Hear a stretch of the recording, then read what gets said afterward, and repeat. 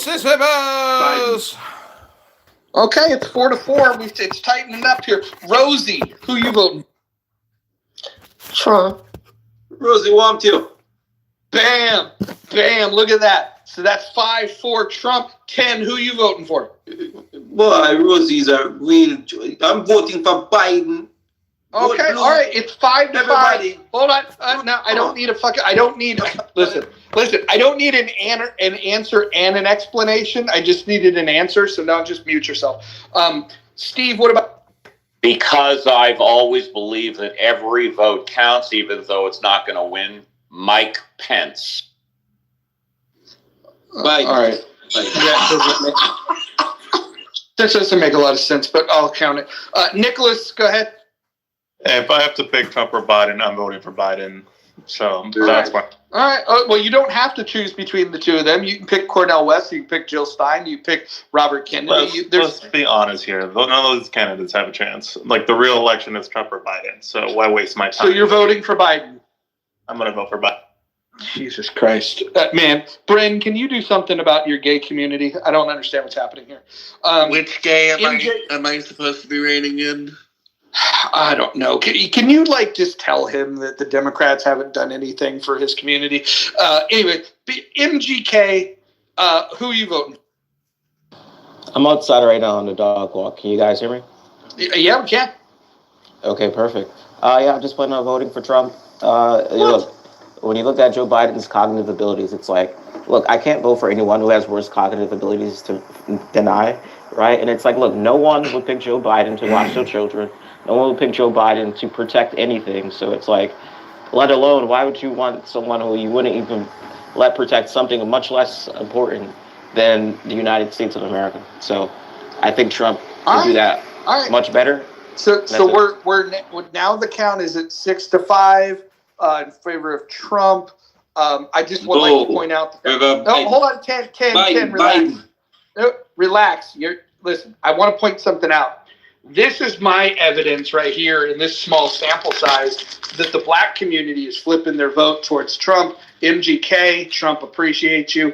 Hillary, who are you voting for? I usually vote third party, but I will likely be voting for Trump if I want to stay married, according to my husband. Hi, Hillary. So, Hillary, you are voting for Trump? Yes. That makes it 7-5. No, 6-all.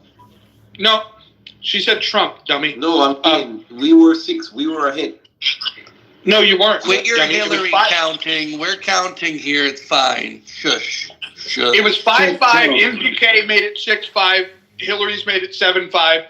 10. I understand that you want to stack the ballots. That you're a Democrat. You like to cheat in elections. It's not going to happen here. David B., go ahead. You're voting twice. That's what you got. David B., go ahead. Very reluctantly, based on the current situation, I have to vote for Biden. Okay, 6-7. Come. 7-6. Trump is winning. Kyle, I don't even know if Kyle's allowed to vote, but we'll count it here. Kyle, who are you going to vote? Biden. Going at that Biden. Kyle, this is voter suppression if Kyle doesn't respond. All right. Going once, going twice. Kyle's going to the audience. All right. Holly, who are you voting for? Trump. Damn! 8-6. 8-6. 8-6 with only 2 more votes to cast. Shell, who you voting for? I was once a loyal Democrat, but now I'm voting for Trump. This lady. Oh, shit! 9-6. The election's over, but we'll count. This is like counting California votes. Let's see here. Chris, who are you voting for? Trump. Well, goddamn, that's a fucking landslide, ladies and gentlemen. Trump just win the election. Roger, I have breaking news. Just in LAX. Why do we care about LA? What happened in LA? Taylor Swift's plane just landed in LAX. It was a very long flight from Japan. No, it's fine. It's fine. Okay, well then the gays are fine. The gay contingent is good with the conversation. And at the end of the day, there was 31,000 people following this flight plan, by the way. which normally is like 1 or 2 people. It's amazing. I find it amazing how impressed people are that Taylor Swift has an enormous fan base when she's had an enormous fan base for fucking ever. It's not news. But why? Also, Why, Brent? while I'm pointing out things that are not news, can we please all just premise and accept that when both of your leading candidates are fucking 80 years old, you're gonna have memory loss and Americans don't give a fuck? Can we just be honest about that? Facts. We both know they both have cognitive decline. Well, let's be honest here. So it's like, let's just get with the program. They both suck. They're both old. Pick your poison. So. Absolutely. And me growing up in a politician environment, at the end of the day, everybody's friends. So they tend to, monkey us in an environment where we debate, who's, voting for who and who's voting for that. In the end, they don't really give a shit. I'm mute. But you can't. Well, hold on. Let's go to Brent's point. Brent has made the point that that people are old and they forget. But why then is anyone accepting that these are the candidates? If I'm hiring a salesperson, I'm not going to look at somebody's resume and go, "Oh wow, this guy's a seasoned sales professional and he's 80," and think that that's a good thing, because experience matters up until a point. But there is a point of decline. I mean, I can't actually think of any job. Then you can correct the next person. I would like for somebody to tell me a single job that you're going to be better at the age of 80 than you would have been at the age of 50. Or Walmart greeter. Playing an old person in the movie. A senator, because of the way that the archaic rules work, where the older you are, the more, or I guess the longer you've been there, the more seniority you get. It's screwed up that the people with less cognitive abilities get the highest ranking head. How old is Larry David? His comedy seems to be getting better with his age, Larry David. Like a fine wine. With age is also wisdom. They should have some kind of wisdom. I know my family that's elder, I listen to them. I consider what they say. If I have a problem, I talk to them about it, because they have a lot of... Yeah, but what happens when they get to the bedwetting years? You still listen to them? Yes. Wisdom is one thing, but the ability to hold a high-stress job under pressure is a whole different conversation. Like, I still go and enjoy conversations with my grandmother, who is a 114-year-old Holocaust survivor, but the woman sleeps 14 to 15 hours a day and can, waddle her chunky butt from her chair to her other chair, and that's about her capability. She's 140. Are you serious? So she's wise, and when you get her on a good cognitive day, I enjoy the conversations, but I wouldn't put her in a job that involves stress. I mean, if you look at the pictures of presidents when they get inaugurated and presidents when they leave, that job stresses decades off your life. If we're putting people in who don't even have a decade left in their life, the cost benefit of the wisdom piece seems to be diminishing returns. And Brent, are you arguing for a cognitive test? A cognitive test would be amazing. The problem is that the way that we would do one in the United States would be using appointed physicians that would be chosen by the administration, and then it wouldn't really be worth wiping your ass with anyways, because it's going to be the administration's appointed doctor saying, yes, somebody's okay. It's not like we can be honest. I mean, I think we can be honest in this room and accept that even if we had the ability to appoint a physician to do that review, that would become the new political race of which party gets to control the physician, and, oh, you're just blocking him out with a physician who's leading your direction. There's not a real mechanism we could put in place that the American people would trust the opinion of a physician on cognitive decline anyways. I mean, Donald Trump's going to be the nominee because Republicans love Donald Trump. It doesn't matter that he's older, and nobody wanted to run against Joe Biden because running against an incumbent, one, it hurts the incumbent, and then two, if you hurt the incumbent, it kills you later on if you want to run for the presidency. So it just wasn't ever really going to happen, and this is just what you get. Yeah, I think the thing that people are forgetting, though, is like, if we look at this from a historical lens, you have Ronald Reagan was the oldest president when he left office, and then Joe Biden was older than Ronald Reagan was when he left office as he got sworn in. And that was for his first term. And now he's talking about running again. I mean, we're just pushing the envelope. And I don't think this is the time to be doing that. I think this is the time that we need to find somebody that's really up for the challenge. And I mean, honestly, like, I'm not impressed with either of these jerk-offs, but those of you that are making apologies, if you watched the news this week and look at the visible, observable cognitive decline of Joe Biden, and you're thinking I would check the box for him, as 6 of you in this room said you would, it's just crazy.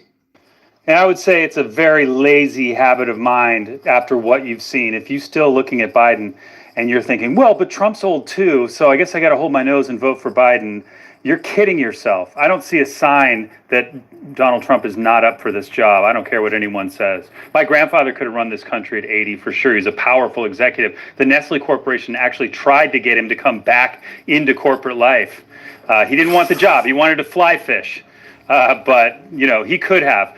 And Donald Trump has pointed that out on the trail. He's not the one making the case about Biden's age. He keeps saying, I know guys who are getting close to 90 that could do really well running this country, but not this guy. And if you're still kidding yourself and you think that guy's fully within his capacities, you're not. Yeah, but on the counter to that, again, the policies that Trump's teams have proposed that he's going to implement are just catastrophic. And anybody wanting to vote for putting a 60% tariff on Chinese goods and a 10% tariff on goods from pretty much every other country and kicking out all the immigrants, you don't even know how to spell inflation. We haven't even seen it, what that would cost. Hey, this is Richard. Warren Buffett is 93 years old and runs one of the biggest, baddest corporations on earth. Thank you. Yeah, it's actually interesting that people think there's this formula that you can plug in the input of an age and somehow determine who's the best president. But Trump is the ultimate stump speech politician. He draws crowds the way that LaGuardia did in New York City against Tammany Hall establishment. Trump becomes the people's president. Does anyone really think that Biden is the people's president? He's a career politician who doesn't care about you. So it's obvious people have a connection with Trump, and he's the people's president for that reason. I find it so amusing that anyone can take either of these guys and wrap them in some sort of wrapping and pretend they're great. You have a bag of dog shit and a bag of dog shit. Just period. Point blank. You have 2 different bags of dog shit, and somehow millions of Americans, 3 generations of sheep that have been herded by the 2 political parties' adversarial system in this country, are happy to pretend their particular bag of dog shit is an amazing option. And it's just comical to me. It's one thing to take the stance of the candidate we're putting out is better than the other one because the other one is awful and ours is not that great either. But the amount of people who have convinced themselves Trump is some sort of Jesus king or Biden is the savior of the left, they're both bags of dog shit. Both of them, in my opinion, have not selected great cabinets. We have experience of both of them as incumbents, and I think a lot of us understand we'd be better off with different options. Yeah, but only... So let's just be real. It's dog shit versus dog shit. please quit pretending either of them is the next fucking messiah. But only one bag of dog shit has a cult-like following. You know, like the other bag of dog shit, everyone realizes Joe Biden has his flaws, right? Like the Trumpers are so far lost, like it's just crazy, right? They don't realize like his erratic behavior, his fucking random tangents on Twitter, his childish. They gloss over that. It's entertainment. It's weird. Like this is not presidential behavior, but it's fine for them because they're in the cult. That's what they like. LaGuardia never had any felonies. He was not a convicted felon. So you really truly think that 75 million Americans, knowingly or unwittingly, are in a cult? Yes? Not what I said. I didn't say all Trump voters are in. I heard what you said. I asked you a question. Well, let me give you a million Americans, and I'm going to respond. Steve, you can't dictate the response, right? So go ahead and ask the question again, just to make sure I. Sure, I'll ask it a third time. It's very simple. Yes, no, I don't know, or I don't understand. You can't control my response. Don't ask me a question. I thought you wanted me to ask the question a third time. Forget it, Steve. Ask someone else a question. You're right. I agree with you. Let Steve speak his mind. No, I think I'll jump in real quick again. I think Brenda's right that both candidates are dog shit, but I think there's a slight distinction, which is I would say Biden's administration is like the kind of dog shit that you step in, you know, get in your shoe, and you track into your house. But Trump, it's like the dog shit that you sort of, you put in a doggy bag and you throw it in the trash, right? It's like, look, it's not perfect, it's still dog shit, but it's a lot better than it being in your shoe. And, you know, you can imagine that the bag being secure is like, the border being secure. Just picture it that way, right? Yeah, It's like, it's so shit. MTK, even if we accept your analogy that, you know, that one has a more pleasant dog shit than the other dog, why are we saying, hey, leader of the free world, let's choose between 2 cents of dog shit? Like why are those the choices? Like if we can acknowledge that they're both dog shit, then where is the outrage at the situation that in a country that 330 million people, that we find ourselves in a situation where the best defense that you can muster for your candidate is that his shit smells better than the other guy's? Sure. I would say, I prefer somebody else completely. The way I'm sort of viewing it is like, look, for some reason, everyone else, right? These are the two candidates that they put up. And it's almost like, okay, what do you do in this position? Do you vote for the guy who you think is better, even though he has absolutely no chance of winning? It's like, maybe that's the right choice, but maybe the right choice is, okay, maybe you just vote for the person who might be, we have the two options. It's like, maybe, I hate that we have to do this, but maybe it's like, you know, which one is the less worst dog shit at the end of the day. But I don't know the really right approach, but I'm just thinking. Well, you know who has the right approach? Obviously, clearly, it's EVTOL in the chat, who says acting like you're smarter than all other voters. You know, that is true. Smelly dog shit. Okay. I'm going to invite this guy up. I'd like for him to come up, because he also said Roger and the guys are still doing the max annoying thing where everyone acts like they are above the fray and know better than the system and have no side. Okay. I'm going to put my cards on the fucking table. I've said for a long time that I think all of these candidates are full of shit. But guess what? I thought that they were all full of shit in the last cycle. And guess what? Biden won. And he was full of shit. And the cycle before that, Trump had won, and he was full of shit. I could go on and on and on. Is it a lot to ask to recognize that we're in a country of 330 million people, and to think that, you know, there's got to be somebody smarter, more capable, higher level of integrity than the two of these people? And if the answer to that is legitimately no, which is what EVTOL seems to think, then I think that's a sad state of affairs, that people have accepted the idea that these are the two individuals with the most integrity, the most capability, and really just the best choices. My argument is they're not the best choices, and you motherfuckers are. Okay. My suggestion to everybody on stage as well, the audience. Hold on. Rosie, hold on. I want to help you. Everyone, listen very carefully. Rosie's going to make a suggestion. Write it down if you have to. Everyone make a suggestion is coming. Rosie. No, I'm just saying that. Just read Animal Farm by George Orwell. It describes everything that goes on in the political world. And I have grown around political as well too.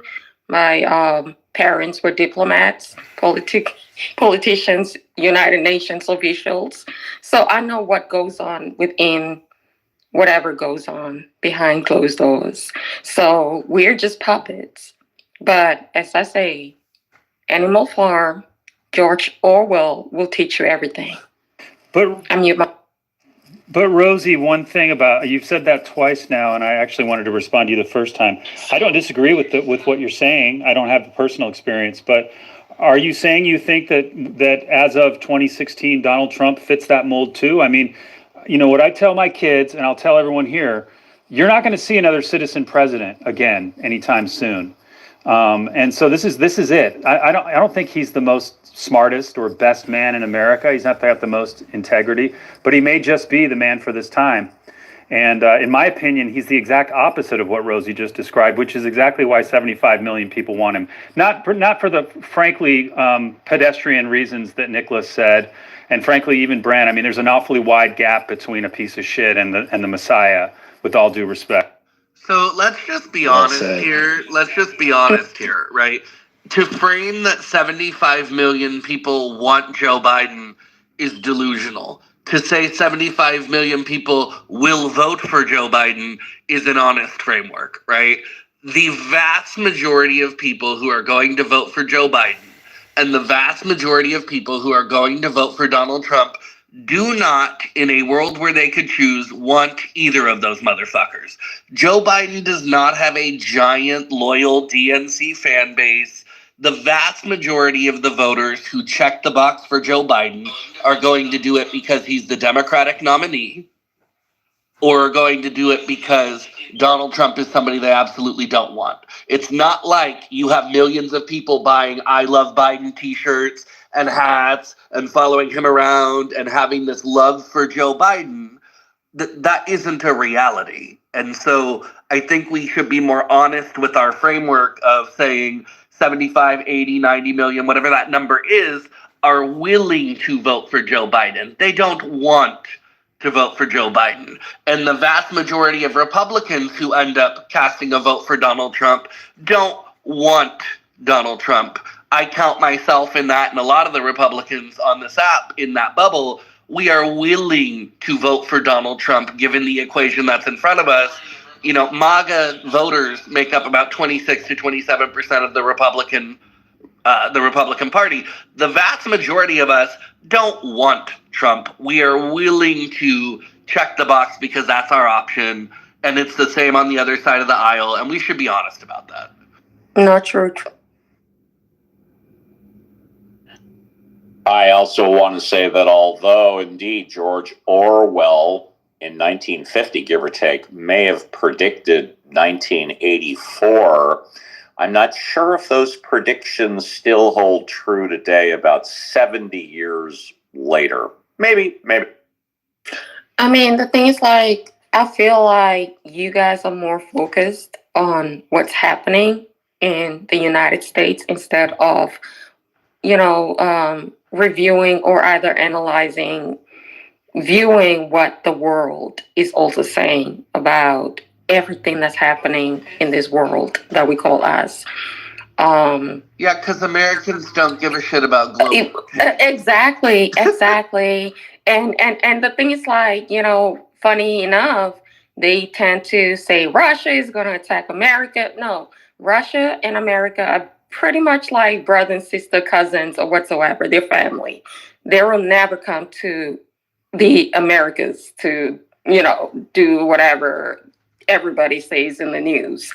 The main fact is that we have to focus on Italy. And I mean, American ask me questions about Italy. Pardon? And ask me questions about China.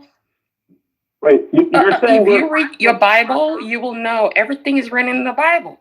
Okay, Rosie. The book of Revelation, Rosie, Matthew, the book of Peter. Rosie. Uh-huh. Rosie, with all due respect, nobody gives a fuck about Italy except for Italians. Okay. Listen. All right. You will see that. Listen. Yeah. Okay. Good. Listen. Unless if Francis Ford Coppola wants to, come out with a fourth Godfather, like I don't want to talk about it. And they're really concerned about Sicily, Roger, not Italy, but Sicily. Italy did remove themselves from the Belt and Road Initiative, so to be honest with you, that's actually Italy from the conversation. You know that, right? So we're done with Italy hour. We're done with the train being off the tracks, headed down the hill. Back to the topic. Murica. Thank you very much. Foreign policy? I have to say, I'm just kind of stunned. I've never been in a room where I've been in rooms where we talk about American policy and somebody says, you Americans, you're so American centric. There's a whole world out there. And that was kind of what she was saying, but it's never been followed up with, we need to be talking about Italy. I mean, that's like fucking saying, what's next? We need to talk about Tanzania? How about you guys do this? Hit the leave quietly button. Go start a room that says, let's talk about Italy and see who the fuck should.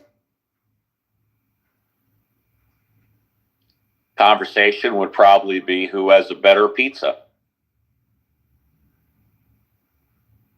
Well, that would be in Chicago. Oh, sorry. Roger. By the way, pizza is an American invention by Italians who emigrated here. It was not invented in Italy. I've lived. Yeah, and Richard, before you give us a history lesson about pizza, I just want to give a shout out. If you're ever in San Francisco, go to Tony Napolitano's.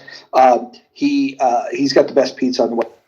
I'm pretty sure I also just said no one gives a fuck about Italy, and we're not talking about Italy. So I don't know why we're back on Italy. Like, if Roger wants to have a debate with Steve between Chicago pizza and other pizza, that's awesome. But nobody gives a fuck about historic Italian facts, and zero to do with the room. And the train is just continuing to go down the side of stupid hill.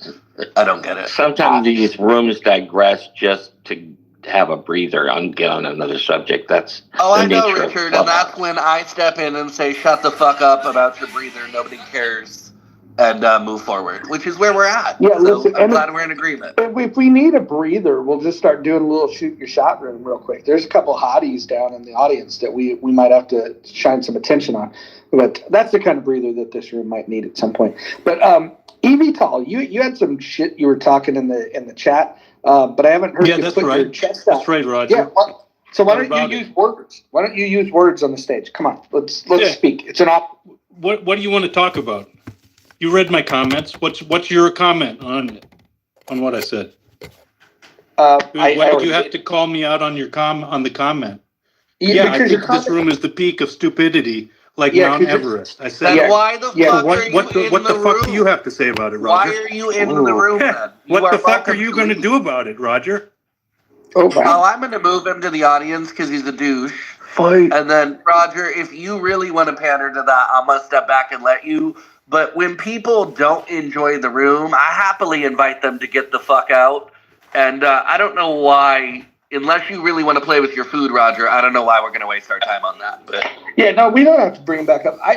What I think is interesting was that there should be nothing controversial about the comment that I had made, that we should be able to do better. And again, 330 million people. These are the best. We're being presented with these options. These are the final two contestants in Rule the World. Wait a minute. Stan, why are you interrupting me? Why would I wait a minute? Why would I? Okay, you know what? I'm going to treat your interruption as it's fucking like God has spoken. I'm going to shut the fuck up now. Say something really interesting, Stan, to justify why the fuck you just interrupted me. Flabbergasted that you were afraid to debate eVTOL. Flabbergasted? I didn't remove him, dipshit. You just gave up. Like, I'm going to Stan, kick him off the stage. Let's just be honest and call things how they are. I would rather scrape my ball sack against a cheese grater than tolerate somebody throwing a passive-aggressive tantrum in a chat and bitching about the quality of the room when they don't ever engage in the fucking room. Why do you think I don't engage, So for me, Einstein? I'm doing that right now. I'm pretty sure I'm speaking, right? So for me, No, you're if not my somebody daddy, man. is You guys, okay, you guys are you low interrupt me again, or quality. you're going to be tossed, and we won't have to deal with it. I Or said it wait in till the I'm chat, done. deal with it. Okay, Listen, I'm not doing that. I just want to say for the record, that's the guy that Stan said needed to come back up on the stage. Stan, that was the guy that you thought was going to add value to the stage. Way to go, Stan. You got an amazing clicker. Also, let's do some math here, and it's if he was in these rooms all the time and he was participating all the time, we listen to you all the time, Stan. We listen to Brent, we listen to Lou Fax, we listen to all sorts of people and engage and have conversations. And being in the rooms and participating from a good faith position earns you the goodwill to where we go, oh, Stan's always in here, cool, it's Stan. When motherfuckers come in the room and are passive-aggressive whiners in the chat consistently and never come up and just throw jabs at the moderators and throw jabs at our regulars and whine about the quality of the space, it gets really fucking irritating and it's not a value add, right? If that had been a person who participates and brings even contentious opinions, even stupid opinions, I would have had no issues with it. But when it's the passive-aggressive chat warrior trolls and they want to bitch about the quality of the space but not contribute to the conversation ever, then I'm not going to be nice about it and I'm not going to waste space or expect anybody else to tolerate it. So it's not a matter of anybody being afraid to debate the great douchebag in the chat. We bring people up in here all the time. It's the fact that somebody who never participates and hasn't kind of earned that space isn't going to be tolerated for their bullshit. Amen. Welcome, Norm. What's up, bud?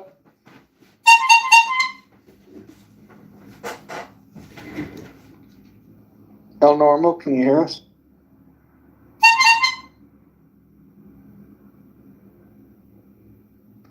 We can't hear you, Norm.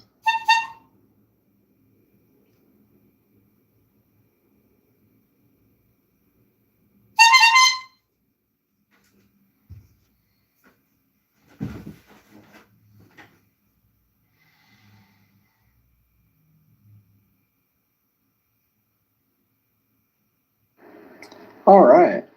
I guess we talked this one to death. Look, I don't wish anything bad on Joe Biden, but man, I do wish good on the country. So I wish the Democrats would be screaming from the mountaintops. Just tell them, gotta go away. Gotta go away, Joe. And this shouldn't come from Republicans. It shouldn't come from independents. It shouldn't come from third parties. It should come from within the Democratic Party, even from the voters themselves. They're the ones that should be saying, "Look, we demand better," and maybe even threaten, "Hey, look, if this is what you're going to do, we're all going to stay home." That's the way to do it. This is Rich. My opinion is that Biden, if he believes he can't do this, will step down. If he sincerely and deeply believes that he is not adequate to serve as the president, he will step down. He will do it if he believes it. I don't think Trump, under any circumstances, would. You think that's one of the different? Can I ask a question real quick? So, at what point in Joe Biden? God bless. Look, my mom is 80. It's his age, and she has dementia. In the middle stages of dementia, it sucks. It's awful. It's terrible. My heart breaks for anybody who's had to work with anybody that has dementia. Period. At what point does someone that has dementia make any reasonable and sound decisions and will acknowledge that they have dementia? Why would you ask this? Because if he Biden was surrounded, doesn't have dementia. Yeah, and also he hasn't really made any sound decisions in his entire life.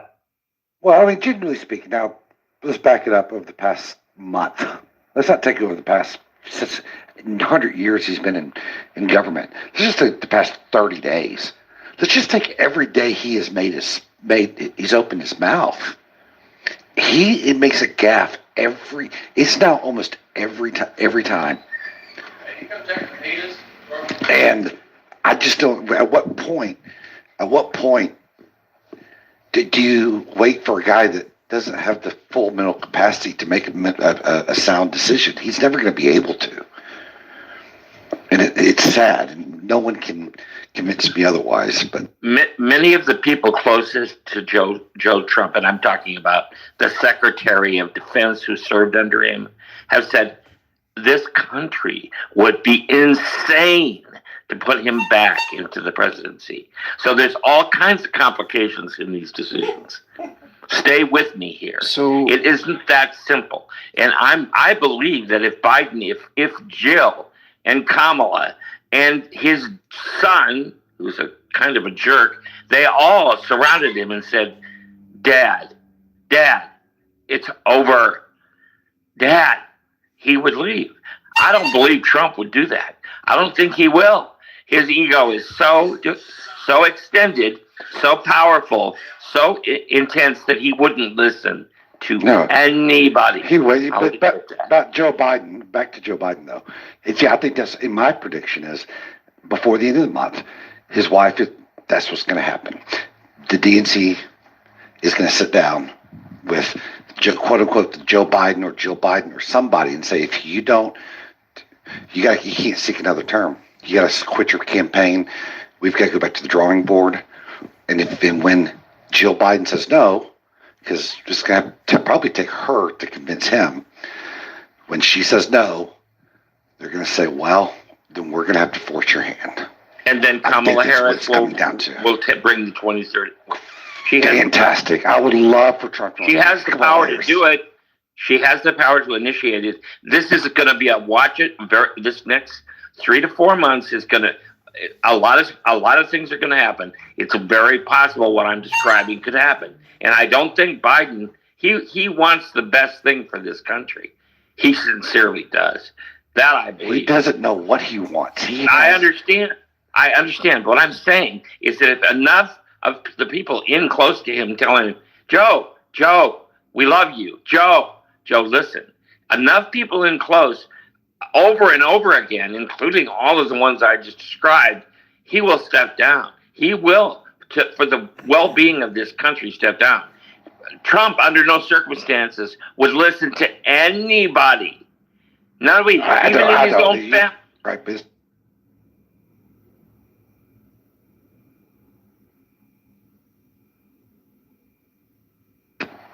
so it has to do with, and again, this is what, let's focus on Joe Biden, the current president. I don't think he has the mental capacity to make that decision. I don't know what he would do. He doesn't have to. Well, Matt, you're not a neurologist. You're not a neurologist, so your opinion doesn't necessarily matter. You above 80. Well, that doesn't mean you know about the brain. Have you seen? You don't have to be. A 6-year-old could look at him and realize that he's not in his normal capacity. It doesn't take a rocket scientist to figure that out. It doesn't take There's a difference between aging and dementia. So this is a gross misconception what you're doing right now. Hey, did you see the anger yesterday? Did you see the anger yesterday? I'm well aware, but this is why I'm telling you, you haven't even talked about the brain. You're not a neurologist. You don't know what you're talking about. You can't remember your kid's birthday? Stop. Two things here. One, I am stepping away, Roger, so it's going back to you. And two, I really don't enjoy when we get stuck on this credentialism. I think it's perfectly fine for people to say, hey, from what you can see of him in the public, he has diminished capacity, right? And the shorthand of that for a lot of people is saying, oh, he looks like he has dementia. You don't have to be a doctor to have an opinion. You don't have to be a doctor to say, hey, this is what I'm seeing that's out there. And I really don't like it when we try to say, you're not a physician, you've not seen him, you can't have that opinion. Matt can have that opinion. All day long. Millions of people can have that opinion. It doesn't hold any water or any weight on its own, but I think dismissing it in that way just tries to halt the conversation. And I don't think it gets anyone anywhere. But on that note, I will be back in about an hour if the room's open. Roger, it's all you. Cool. It'll definitely Well, it wasn't be open. to dismiss or halt the conversation. It's just Kyle. I think what you're trying to say is that he doesn't have any, it's not even about the credentials, but there's nothing that he could even point to that would be able to make the distinction between just the aging process and dementia. But I think also you're getting caught up in the weeds of this about forget about if it's dementia or if it's just, your general cognitive decline as you age. The fact is that he's observably declined to the point where if he was your relative, you would be concerned for him. He's in the kind of state that you would hire people to keep an eye on him. This is not the kind of person that you hire for a high stress job with expectations that that are super high, and the consequences are very important. I think that's the bigger point here, that is the stakes are far too high to have somebody at his age in a declining state. We need somebody that's at peak performance. Biden, it doesn't seem like that's your option. So, I mean, like, it seems like Dumb and Dumber, to be honest. May I say something? Biden has as much as stated, if Trump wasn't running, I don't think I would be. He's basically acknowledging to a certain extent that in this current political milieu, he may not be the optimal candidate. What he does believe is that he can beat Trump. And that's why he believes that. And so that's why he's continuing. He's acknowledged. I don't even know that I don't know if Donald Trump wasn't running. In fact, if Donald Trump gets taken out of the election somewhere in the nomination process, we may see Biden step down. He's already said as much. He said, I'm in this to make sure that I repeat what happened in 2020. He's as much as said it.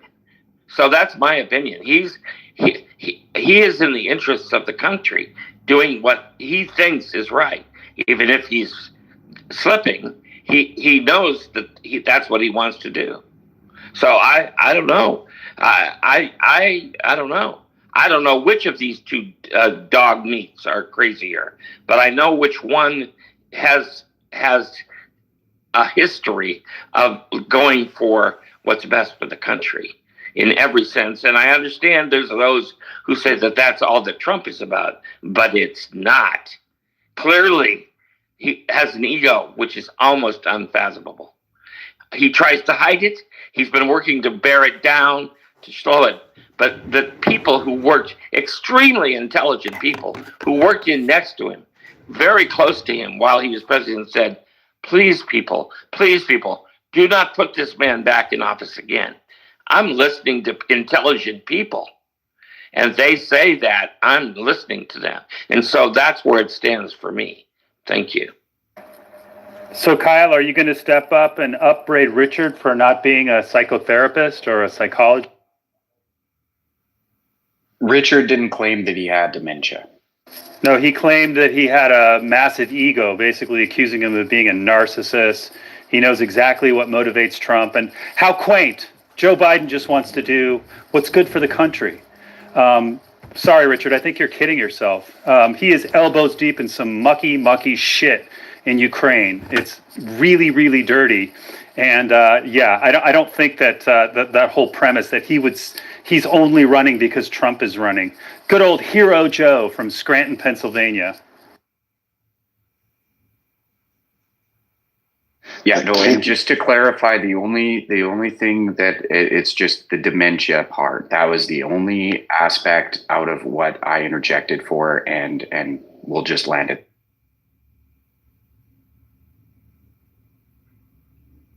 I mean, it's just so black and white that he's such. Don't bring race into this, Matt. Don't bring race. I'm sorry. I'm sorry. It's so gray and yellow. No, gray and purple. It's so gray and purple that that I just don't know what people are looking for.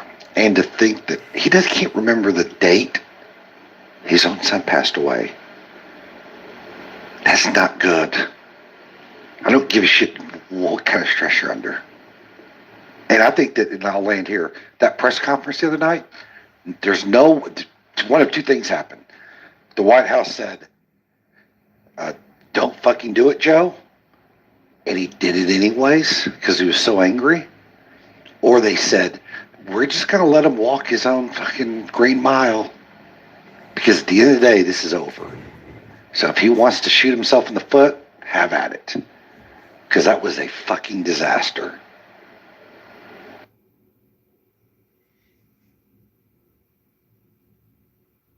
Roger, can I say some dumb shit? Bruno, can I just say that I'm disappointed that you didn't win the stupidest person on the app. You actually finished third. What the hell happened? I was rooting for you, dude. Then Richard just came in.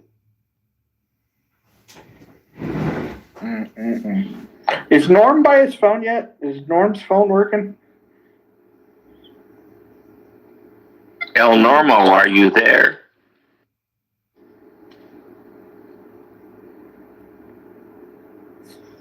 All right. Well, now he's on mute, so there's that. Well, I don't know where else you guys want to take this conversation. Does anybody have something that's really pressing on their mind, something in the news, something that they've been following, something they want to talk about? Yes, I just want to say, like, the fact that Taylor Swift did make it back to LA and the fact that she's going to be at the Super Bowl, like, we discussed the fact that maybe the Vegas odds, with all due respect, maybe has an influence based on the fact that she's now landed in the United States.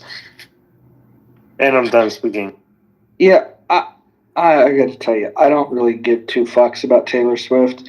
And I don't buy this idea that, like, I don't know what you guys like manufactured this popularity level for her all of a sudden. I've heard people compare her to Elvis and the Beatles recently, and I just don't. Yeah, they're saying that she's got that level of impact, and I don't see it. But maybe I'm wrong. Tell me what I'm missing. What is it about Taylor Swift that has made her the biggest star of her generation? Aside from the fact that the music scene sucked. She does make amazing videos. I mean, there's that. But you have to add the whole thing going on. Greatest singer of all time. She's not the most charismatic. She doesn't. I don't know. I've never seen her whip crowds into frenzies the way that Elvis and the Beatles did. I think that's a different generation claiming that, not really realizing what Beatlemania really was. I mean, so she was found. I think she's a basic white girl that likely underseasons her food. I don't see anything exceptional about her. My niece, songwriting that is where she really stands out, and what stood out about her and how she gained any traction whatsoever. The way in which she wrote her first song in front of somebody, I forget who this person was. They were just like completely blown away by how this young person was such an incredible songwriter. So it seems like everything else has just built off of that, and in a well structured way. So the whole team of marketing, everything that she's like branded since then, it's all gotten to this point because of her songwriting. I went to a film with my niece that she produced this year, which is epic.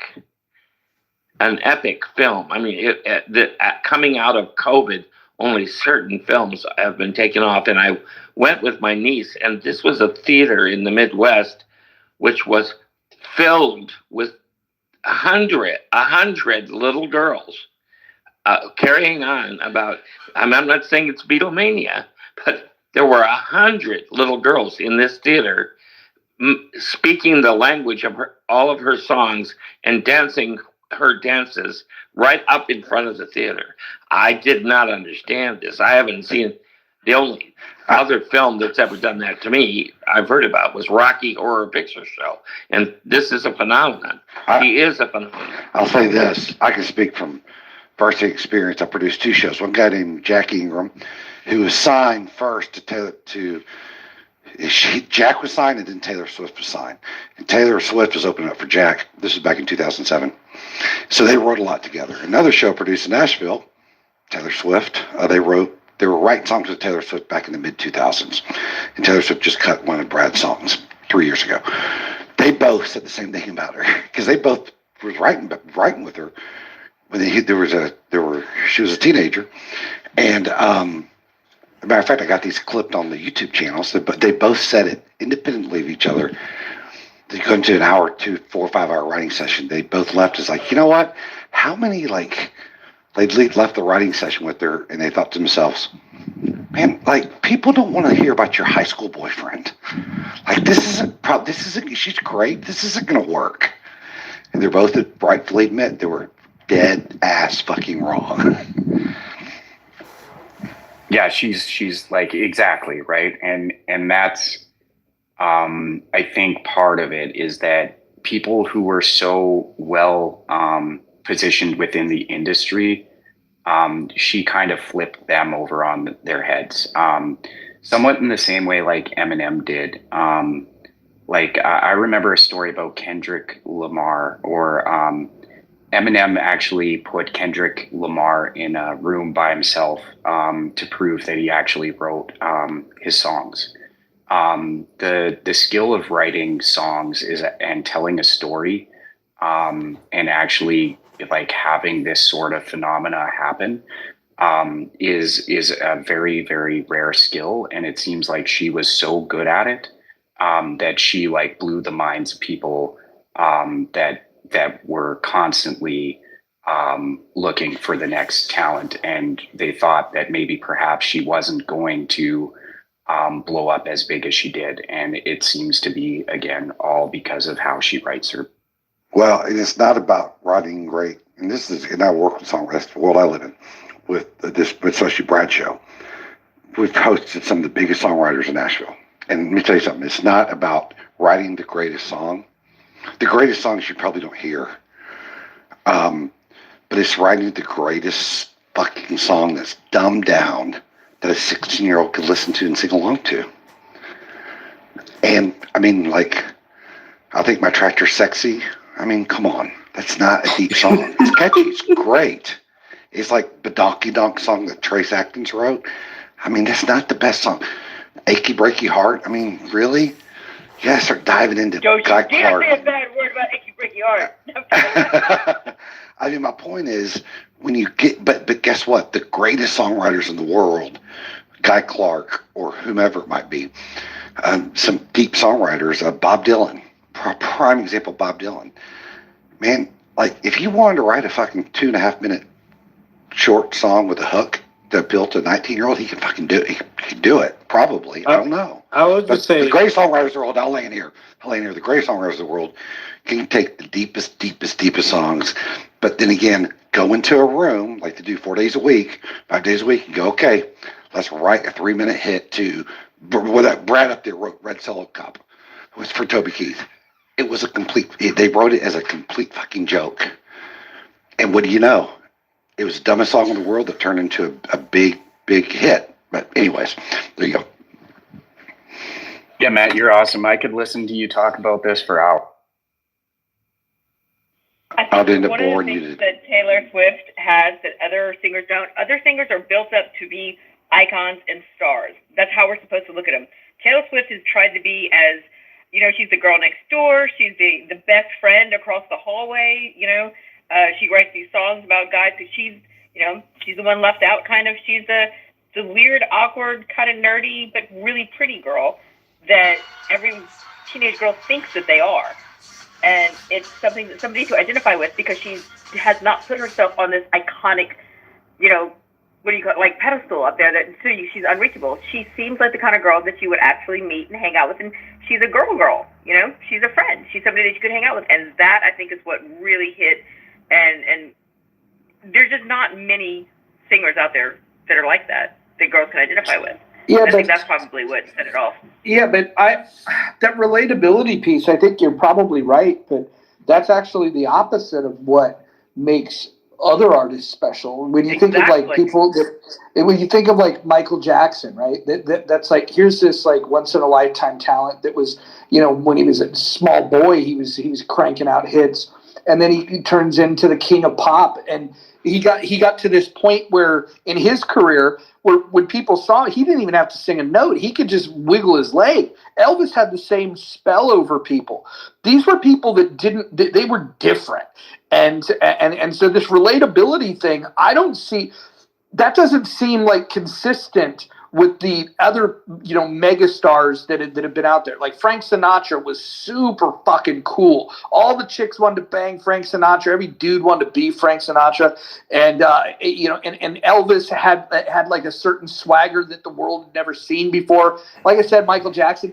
But so when you think about somebody like Taylor Swift, I buy your explanation that that she's relatable and that's what is selling for her, but I just don't see how like where's the blueprint where relatability is what people want out of their stars. That's not what they want. That's not what they wanted out of Madonna. That's not it's certainly not like this seems very, very new, and I just don't know. The songs are relatable. I don't think it's the songs are relatable in my opinion. So like the teenage songs, the songs are relatable. I will drink her tears tomorrow after my supper. I'm going to go out on a limb here. I think Britney Spears was better looking and more talented in every way.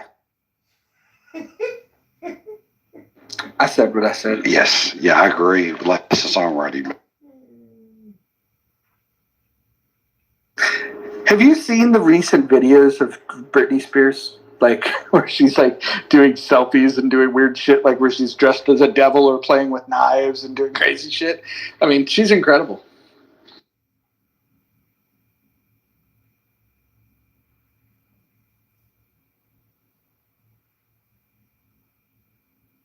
Beyonce's pretty perky. Beyonce was the third most talented person in her own fucking group. She was like, Kelly Rowland is like 10 times more talented than Beyonce. Yeah, I said.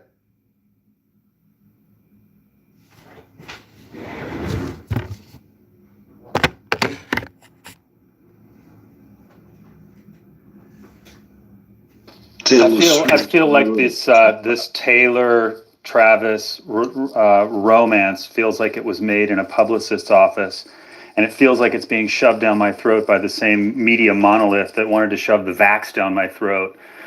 So I hope that Christian McCaffrey Wait a shoves minute. tomorrow. The vax was getting jammed to the arm. They offered to jam it down your throat. That might have been a different procedure they were offering you. I don't want it anywhere.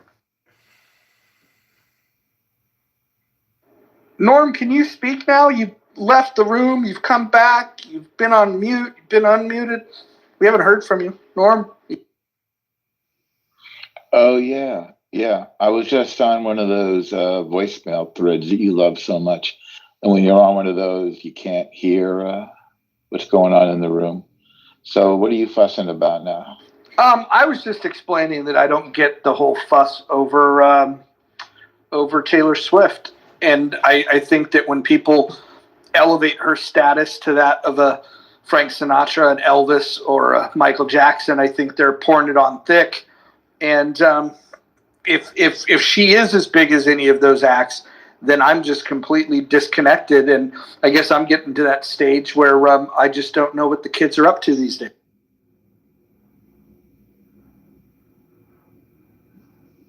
Yeah, I don't get it myself either. I can honestly say I've never intentionally listened to anything. I listen to a lot of cool stuff, but I don't listen to any Taylor Swift. I want to hear what Norm does listen to, especially with that awesome picture in his PC. I'm going to tell you right now, if I go to New York City, and I will, and when I hang out with Norm, I'm going to tell you, I want him to show me I want him to show me where to get a slice of pizza. I want him to show me where a nice dive bar where men go and just talk about dude things. I want to experience that kind of New York thing. But then I want to go back to Norm's place, and I'm guessing he's got a vinyl collection. That's my hallucination. And I'm telling Norm, hey, for the next 2 hours, play music that has moved your life. And I would bet that those 2 hours would be a journey. 100%. Yeah, let me know when this happens. I'll try my best. Yeah, it's true. I have some fun. I often drive around with my kid and we play each other's songs, and I try to pick on stuff that he hasn't, that he may not have heard. I mean, one of my last liked songs, you're not going to like this, Kanye, Through the Wire, Edie Brickell, What I Am. This is some Latino music, A Buena Vista, Rufus Du Sol. I'm just looking at these recently liked songs. Some Ibiza, house, electronic dance music, EDM, Tiesto, Solomon, I listened to that. Jurassic 5, JPEG Mafia, Kids See Ghosts. I'm just looking for my like list. Deltron 3030, Del the Funky Homo Sapien, Denzel Curry, JPEG Mafia, Kendrick Lamar, Proyecto Uno, Celia Cruz, ZZ Top, LaGrange. You would like that, Roger. De La Soul, Method Man, Bring the Pain, Chop Suey, System of a Down, Tame Impala, Doja Cat, David Bowie, The Kinks, Solomon, Vogel, Eric B. and Rakim, Don't Sweat the Technique, Bob Dylan, Duquesne Whistle, All for One, Brand Nubian, Childish Gambino, Forest Sweatpants. Is that a good taste? Mad Villain? You're what I like about it is that it's not just one genre. Some of the stuff's older, some of the stuff's very new, and it's exactly what I would have